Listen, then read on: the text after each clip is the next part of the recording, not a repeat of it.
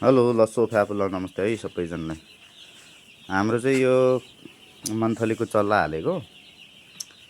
चल्ला नराम्रो त होइन, तर यसमा के रहेछ भने होइन, चल्लामा कमजोरी चल्लाहरू के जस्तो कि हिँड्नै नसक्ने, खुट्टै नटेक्ने त्यस्तो चल्लाहरू चाहिँ धेरै नै मरिरहेछ। दिनमा 15वटा, आज पनि 15वटा 17वटा, दिनमा 17-18वटा 17-18वटा मरिरहेछ। 70-80वटा मरिसक्यो है चल्ला चाहिँ। यसमा तापक्रम पनि सबै पुगिरहेछ। तपाईँहरू हेर्ने बत्तीहरू ठाउँ ठाउँमा बत्तीहरू दिइरहेछ। खासै आजभोलि फेरि जाडो पनि त्यति छैन नि त, घाम लागिरहेछ मजाले। त्यति हुँदा हुँदा पनि हाम्रो चल्ला मरिरहेछ। चल्ला 105 रुपियाँ हालेको चल्ला हो यो है। अब अस्तिको त्यत्रो जाडोमा, मङ्सिर पुसको जाडोमा चाहिँ खासै कुखुरा मरेन सानोमा, चल्लामा 2-4वटा मऱ्यो होला।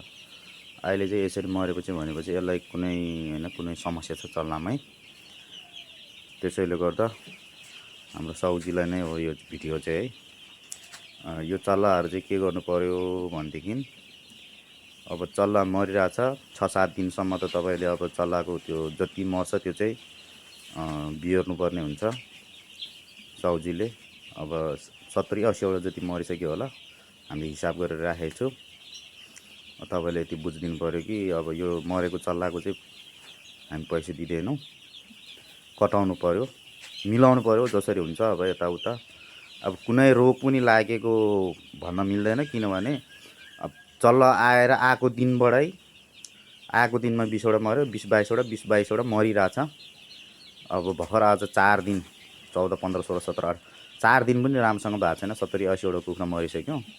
कुनै त राम्रो छ, फेरि चल्लाहरू कुनै राम्रो छ। अब के भन्नु, यो चल्लादेखि नै समस्या थियो। कुनै अब इकुलाई लागेको त्यस्तो के होइन, खुट्टाहरू कसैको केही एकदम ठिक छ। चल्ला चाहिँ यसरी मरिरहेछ। ल, फेसबुकमा सबैले फलो पनि गरिदिनु, फलो गर्नु है। ल, धन्यवाद।